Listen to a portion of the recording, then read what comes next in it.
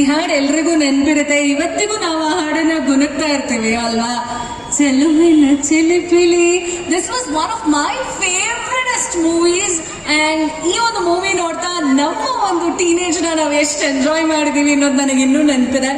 ಚಿಕ್ಕ ಕಲಾವಿದೆಯಾಗಿಯೇ ಬಂದು ಸಿನಿ ರಂಗಕ್ಕೆ ಇವರ ಒಂದು ಕೊಡುಗೆ ಅಪಾರ. ಜೋರಾದ ಚಪ್ಪಾಳೆ ಬರಬೇಕು ರೂಪಿಕಾ ಮೇಡಮ್ ಅವ್ರಿಗೆ. ಮ್ಯಾಮ್, ಕಾರ್ಯಕ್ರಮದ ಕುರಿತು ಒಂದೆರಡು ಮಾತು. ಎಲ್ರಿಗೂ ನಮಸ್ಕಾರ.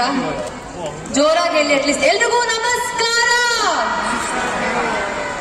ಚಳಿ ಆಗ್ತಾ ಇದೆ, ಇನ್ನ 9 ಕಾಲ ಆಗಿದೆ, ಇನ್ನ ಒಂದೇ ಸೀಕ್ವೆನ್ಸ್ ಆಗಿರೋದು. ನನ್ ಮಗ ಯಾವಾಗ ಬರ್ತಾಳೋ, ನನ್ ಮಗಳಿಗೆ ಯಾವಾಗ ಹೋಗ್ತಾರೋ, ಅಂಡ್ ಇವ್ರು ಯಾವಾಗ ವೇದಿಕೆಯಿಂದ ಖಾಲಿ ಮಾಡ್ತಾ ಇರ್ತಾರೋ ತುಂಬಾ ಜನ ಅನ್ಕೊಂಡಿರ್ತೀರ.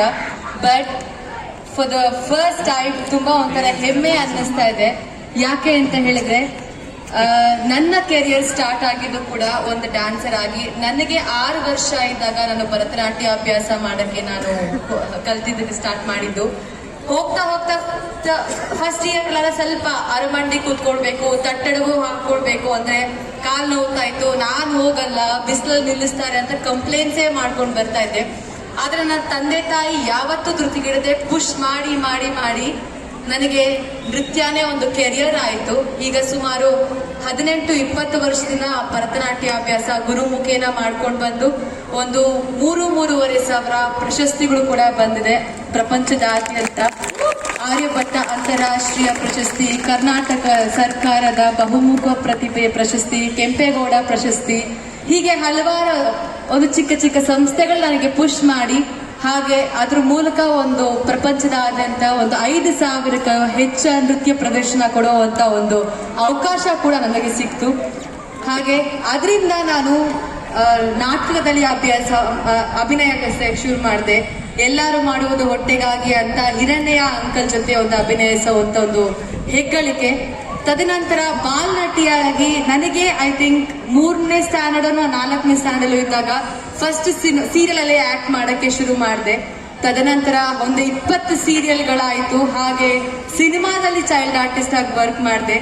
ನಾನು 9th ಸ್ಟ್ಯಾಂಡರ್ಡ್ ಅಲ್ಲಿ ಇದ್ದಾಗ ನನಗೆ one of the greatest milestone ಅಂತ ಹೇಳಿದೆ ಚೆಲುವಿನ ಚಿಲಿಪಿಲಿ. ಈಗಲೂ ನನ್ನ ಪ್ರೀತಿ ಕೊಟ್ಟು ಪ್ರೋತ್ಸಾಹ ಕೊಟ್ಟು ನನ್ನ ಬೆಳೆಸ್ತಾ ಬರ್ತಾ ಇದ್ದೆ. ನಾನು ಯಾಕೆ ಈ ಮಾತುಗಳನ್ನ ಹೇಳಕ್ ಇಷ್ಟಪಡ್ತಾ ಇದ್ದೀನಿ ಅಂತ ಹೇಳಿದ್ರೆ, ನನ್ನ ಮೂಲ ಶುರು ಆಗಿರೋದು ಒಂದು ನೃತ್ಯ ಕಲಾವಿದೆ ಆಗಿ. ಸೊ ನೃತ್ಯ ಅನ್ನೋದು ಬರೀ ಒಂದು ಹಾಬಿ ಆಗಲ್ಲ, ಅದು ಪ್ರೊಫೆಷನ್ ಆಗಿ ಕೂಡ ನಾವು ಕನ್ವರ್ಟ್ ಮಾಡ್ಕೊಳ್ಬಹುದು. ಎಷ್ಟೋ ಜನ ಡಾಕ್ಟರೇಟ್ ಪದವಿ ಪಡೆದಿರೋರು ಇದ್ದಾರೆ, ಗೋಲ್ಡ್ ಮೆಡಲಿಸ್ಟ್ ಇದ್ದಾರೆ, MA ಮಾಡ್ಕೊಂಡು ಅವರ ಕೆರಿಯರ್ ನ ಕ್ರಿಯೇಟ್ ಮಾಡ್ಕೊಂಡು ಅಬ್ರಾಡ್ ಅಲ್ಲಿ ಕೂಡ ಅವರು ಟೀಚಿಂಗ್ ಒಂದು ಫ್ಯಾಕಲ್ಟಿ ಆಗಿ ಕೆಲಸ ಮಾಡ್ಕೊಂಡು ಹೋಗ್ತಾ ಇದ್ದಾರೆ.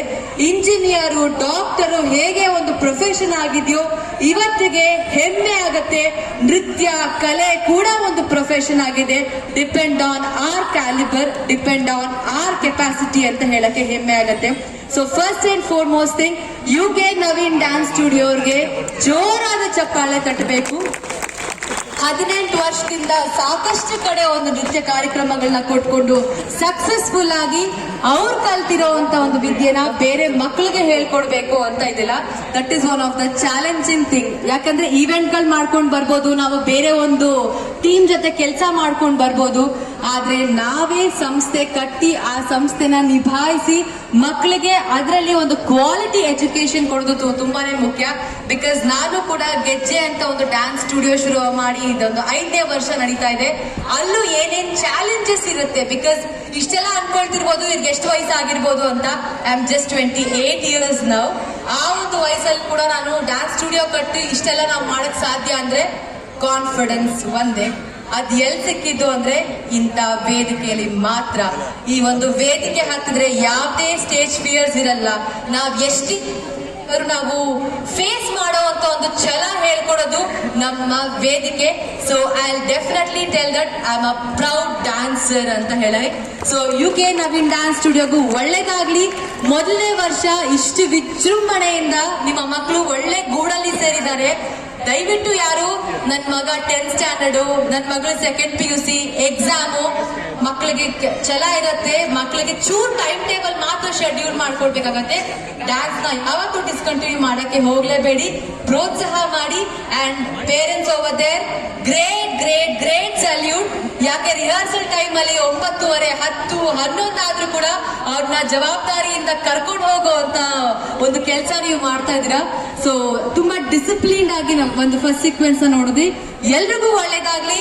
ಪ್ರತಿಯೊಬ್ಬ ಸ್ಟೂಡೆಂಟು ಈ ಒಂದು ಇನ್ಸ್ಟಿಟ್ಯೂಷನ್ಗೆ ಗೆಸ್ಟ್ ಆಗಿ ಬರುವಂತ ಒಂದು ದಿನ ನಾವೆಲ್ಲರೂ ನೋಡುವಂತ ಒಂದು ಅಚೀವ್ಮೆಂಟ್ ಆಗಲಿ ಅಂತ ಕೇಳಕ್ ಇಷ್ಟಪಡ್ತೀನಿ. ಮತ್ತೊಮ್ಮೆ UK Naveen ಡ್ಯಾನ್ಸ್ ಸ್ಟುಡಿಯೋಗೆ all the very best and congratulations for Naveen master and congratulations for all the parents over there and lovely students. Thank you so much. Thank you. ನಮ್ಮ ಪಯಣವನ್ನ ಹಂಚ್ಕೊಂಡು ನಮ್ಮೆಲ್ಲರಿಗೂ ಇನ್ಸ್ಪೈರ್ ಮಾಡಿದಂತಹ ರೂಪಿಕಾ ಮೇಡಮ್ ಅವ್ರಿಗೆ ಜೋರಾದ ಚಪ್ಪಾಳೆ ಬರಬೇಕು. ಈಗ ನಮ್ಮ ನಿಮ್ಮೆಲ್ಲರ ನೆಚ್ಚಿನ ಲಗ್ಗೆರೆ ನಾರಾಯಣ ಸ್ವಾಮಿ ಸರ್ ಅವರು ಕೆಲವು ಮಾತಾಡಬೇಕು.